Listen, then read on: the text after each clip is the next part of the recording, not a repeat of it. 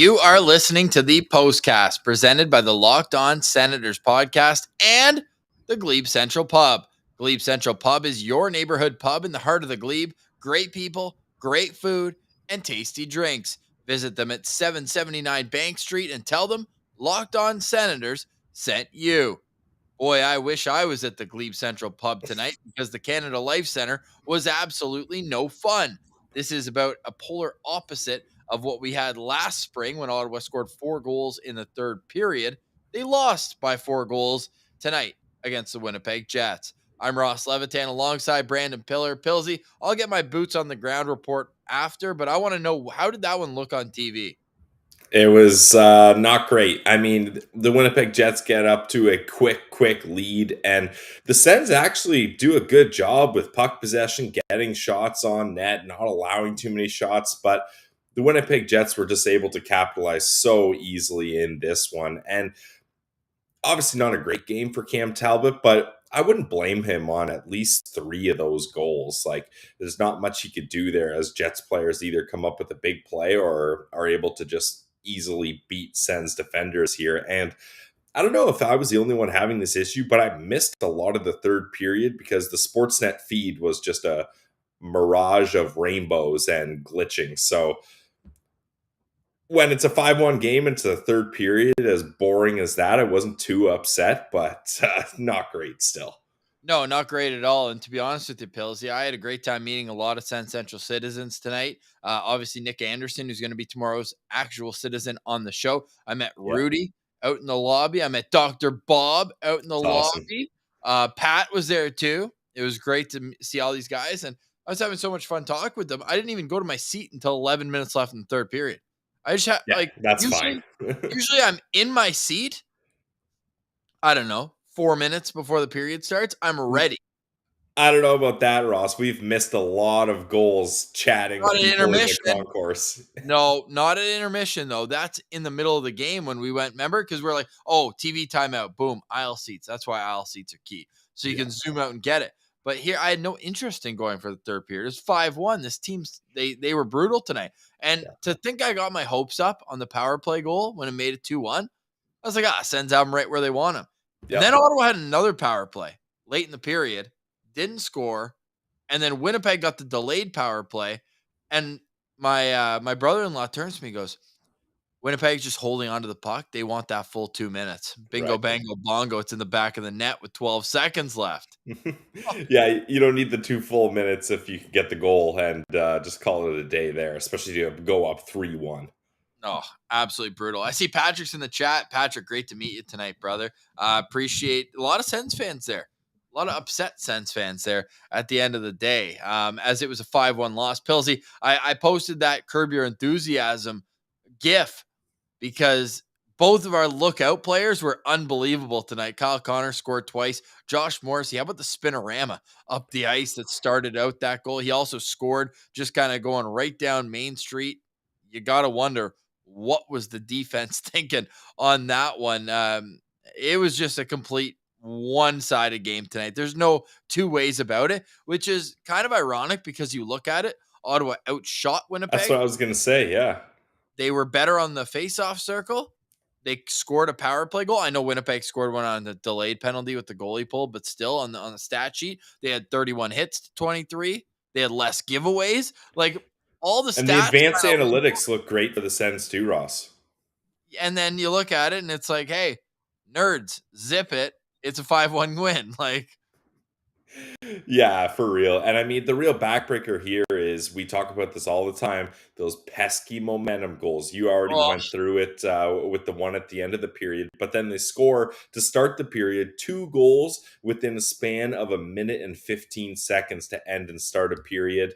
When you're already trailing and that happens, that's the icing on the cake. I don't know if you want to go through this chronologically as we usually do for our morning commuters here, Ross, or maybe you don't want to relive these goals. No, I don't really want to. Like, Kevin Stenlund scored before I even got into my seat, Pilsy.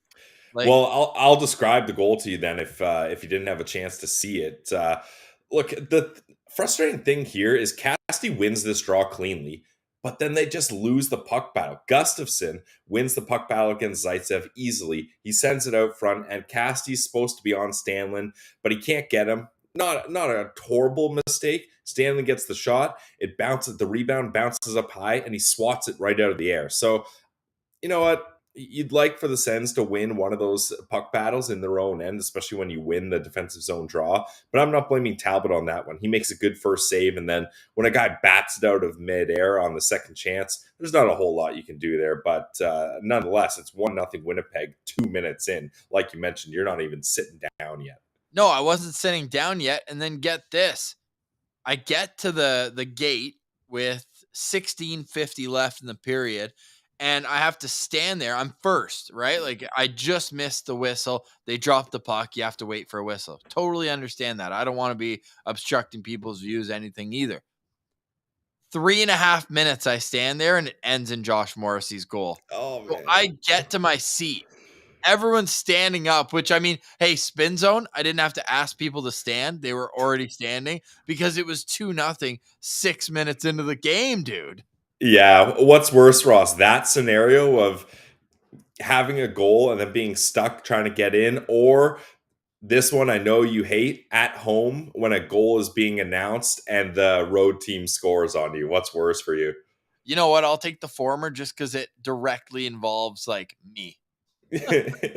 Like, Yeah, walking through and being like, hey, guys, I'm here. Like, I'm ready for the game. And it's like, yeah, down well, 2-0. actually 2-0 right now. And Ottawa ends up only scoring 1 goal in the game. So they may as well have just pulled the flag right there. And Ross, I noticed you're wearing your Sens hat backwards with the NHL logo facing, not the Sens logo. Is that a sign of disappointment there, or what's the messaging Yeah, behind I had the logo out front for most of the night, and then I flipped it. I said, you know what? Big that? NHL fan. Great. Hockey's great. Yeah, that's fair. That's fair.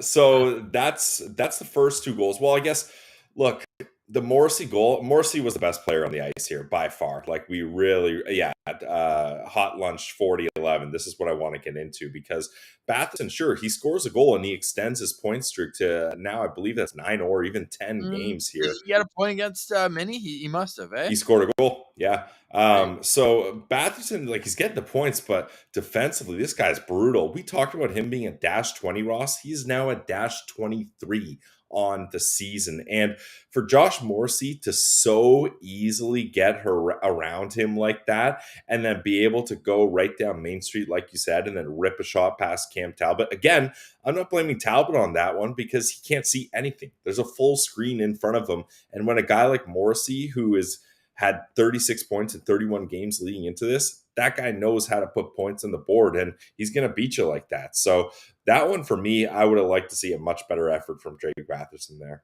It's tough. He's on his way to Augusta for the Masters. Like, -23. Honestly.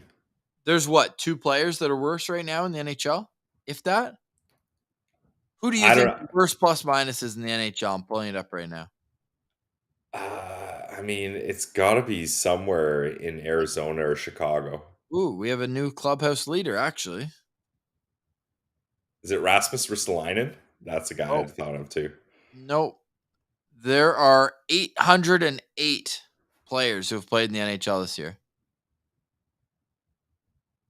Go Nobody, on. nobody is worse than Drake Batherson's -23.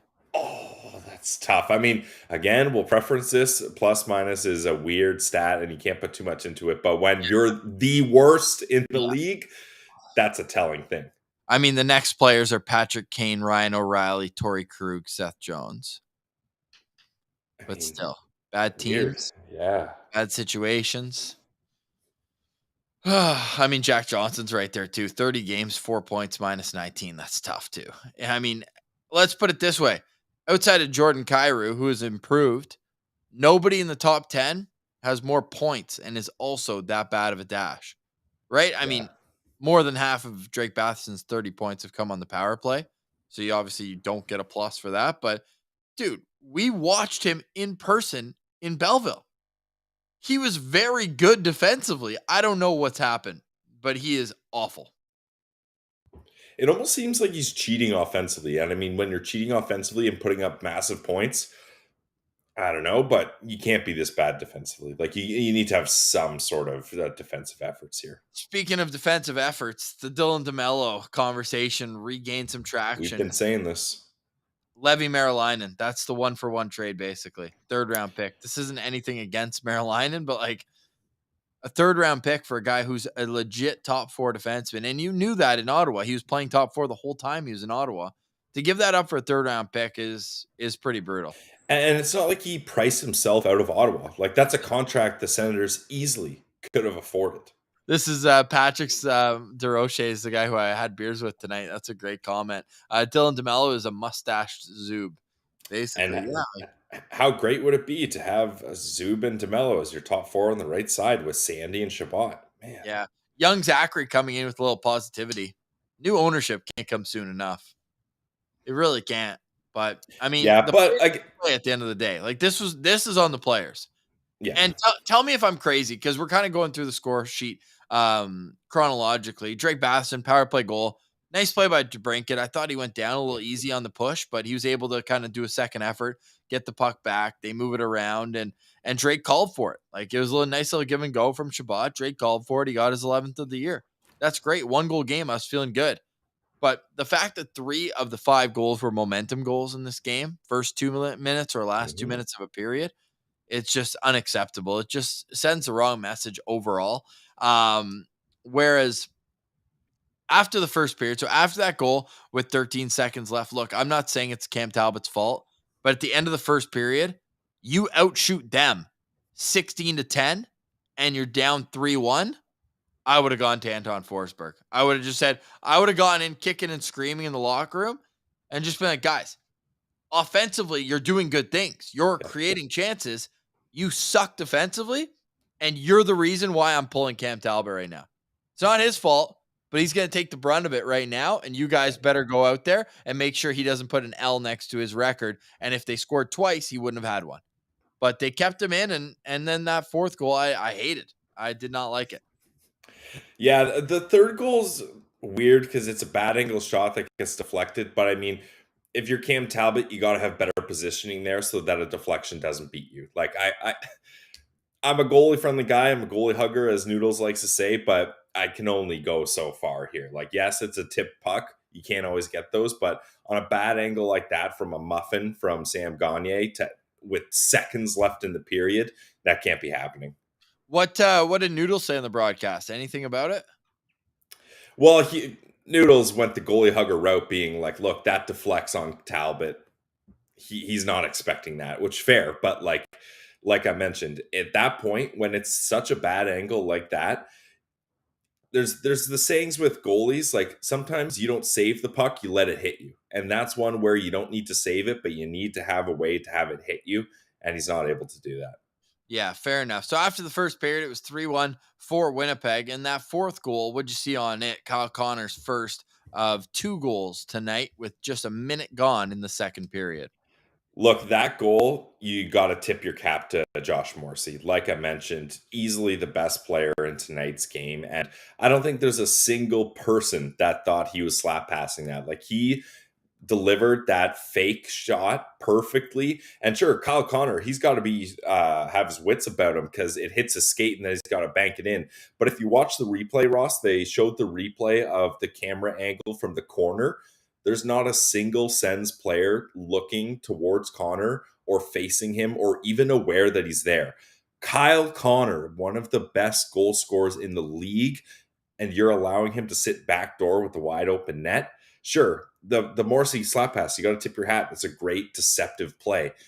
But I don't care. Either way, there's got to be a guy on Kyle Connor at all times. That's all I'm asking here. And again, no chance for Cam Talbot there. Like I know it does, maybe it sounds like I'm making excuses for a guy that gave up 5 goals in a game where his team heavily outshoots the opponent.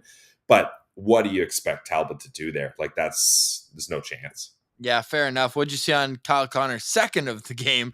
Just 13 minutes later, it made it 5-1. Like to me, I kind of had my hand between my heads at this, my face between my hands between my head. I don't know how the saying goes. Your hands should not be between your head. Otherwise, No, you got that'd an be issue. tough. Your head between your hands. I got you. Yeah. At this point, Ross, I think a lot of Sens fans are starting to check Just out F of this, this F game. that was in the notes. What's that? F this, F that was the notes for that one. Yeah, basically. I mean, this play, if you watch the replay, if you bring it all the way back, I think Everyday Sens clipped it, and it's just lackadaisical from the entire Sens group here. Like they're just kind of hanging around. They're hoping the Jets don't create any offense here. And Dubois goes around the net.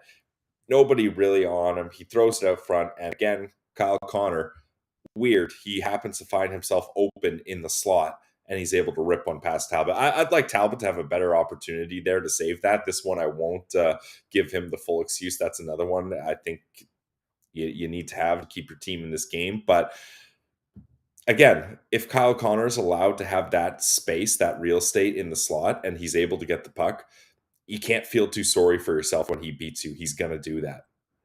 Yeah. I mean, when your best player, like for boots on the ground, actually, we'll get to our Sen Central standouts coming up right after a quick word from our friends at the Glebe Central Pub. First, we'll let you know that tonight it was a 5-1 loss to the Winnipeg Jets, a game where the Ottawa Senators outshot their opponent and lost heavily. This was the end of a 3-game road trip. The Sens return home for back-to-back games Thursday against Washington and Friday against the Detroit Red Wings. And on Thursday, congratulations to Alexander Ovechkin, who will pass Gordie Howe. There's no doubt in my mind that he's not getting one. Come on. He's getting 2 in that game. There's no chance. He's sitting at 800 goals right now. The next one ties Gordie Howe. The next one after that puts him second on the all-time list behind only Wayne Gretzky. That's something to keep our eye out. Tomorrow we have our Sen Central Citizen. We've got Nick Anderson, who's at the tonight. Got to see him. But we got to tell you, the show is brought to you by the Glebe Central Pub. You're among friends at the Glebe Central Pub, not only at the Glebe Central Pub, but also on their shuttle, which they're doing to and from each Ottawa Senators game. Many of them. Go check out their website, Glebe Central Pub, right now, and go check them out. $15? Pillsy, what a steal. Yeah, absolutely. And Ross, Casey Bow on Twitter at Sens in the City, she tweeted out, haven't been to a Sens game since 2016, looking for a pregame fight or a She's in pregame LA. fight. She's in LA, Yeah. I would say. Wow. So it's been a while for her. She's looking for a pre-game bite on Friday. And I said, hey, Glebe Central Pub, you can get food there and get a shuttle because that is one of the games they are having the shuttle for, Ross. Also, Thursday, if you want to cheer against Alexander Ovechkin breaking that record with the Caps, you can do that. And finally, Tuesday up against the Bruins. Maybe the next best Tuesday of my life, as last Tuesday up against the Bruins was the greatest of my life. So go to the Glebe Central Pub for only $15. You get the shuttle to and from the bar. I just went to Casey's profile, by the way. Ottawa Senators fan in Los Angeles with long commutes to Canada. I love that. That's awesome. That's awesome. Well, hey, on your commute, make sure you go check out the Glebe Central Pub. It's your neighborhood pub in the heart of the Glebe. The heart of the Glebe is where, walking city. It's a great spot to just go check it out, and go check out the Glebe Central Pub and check out their website for when they have the shuttle. All right, now let's get to our Sen Central standouts. And Pilsy, this is almost pathetic, but when Rourke Chartier is the most noticeable player for you out there, to me, he was by far the most noticeable Ottawa Senator in a good way in tonight's game. I mean, the shot numbers go hand in hand with that, but I turned to Adam next, man. I was like, man, why is Rourke Chartier the best player on the ice right now for the Ottawa Senators? When he was on the ice at even strength, the Senators had 20 shot attempts for and only 3 against. Yeah, that's impressive. Wow. I think to me, it's more of what everyone else didn't do than what he did, but I'll give him a little stick tap for this one. An expected goals percentage of 97% when he was on the ice. Yeah, too bad no goals happened out of that, but it's very apparent that DJ did not like the play of Brady, Brassard, and Giroux as their ice time was basically even with all the rest. He rolled all four lines, if not Ross. He went reverse of your keys to victory. The top two lines started out playing a bunch, and then at the end of the game, just like, well, these guys don't have it. We're going to play the bottom six the rest of the way here. But Rourke Chartier, okay, that's interesting. I mean, decent game for him for sure. Ben agrees with me. Ben was at the game too. Like, Rourke Chartier is making plays out there. Not many other Senators were. I know at the end of the day, the shots look good. Like, if you look at the expected goals number, and I know, like, we don't want to get too caught up in the analytics, but in the first period, the expected goals percentage was 52% for the Jets. Second period, 52% for the Jets. Third period, 88% for the Sens when it was 5-1. So, like, it didn't matter. Yeah. Ridiculous. That's fair. My Sen Central standout, brought to you by the Glebe Central Pub, is going to be Parker Kelly. I thought this was a good game for Parker Kelly. He had a season high time on ice, just over 14 minutes. I have it here, 14 minutes, 18 seconds. He had 3 shots on goal, 4 hits, and he rang one off the post. Ross, that must have been really loud in the arena because that was loud on the broadcast. A great shot where he uses the defender as a screen and rips one through his legs, and Riddick can't see it. I thought he was playing a physical game. He had another chance later on. I thought Parker Kelly's game has really kind of improved here recently, so I want to give him some shine. And also, honorable mention, Eric Brandstrom. I thought he had a really good game. Like, he's able to carry the puck up the ice with ease. Sure, he doesn't do anything with it, but I mean, at least he gets it out of his own zone cleanly and creates a good zone exit. And speaking of the Corsi stats, Ross, I was looking at him and Nick Holden, and they were 80% Corsi for, 20 Corsi for, and 5 against. So, like, him and Holden, they had a solid game when Thomas Chabot and Nikita Zaitsev really did. Yeah, they really did. Zaitsev and Chabot were brutal in this game. Yeah. They both were. So was the second line. The Senators today had 2 second lines and 2 fourth lines. Yeah, honestly.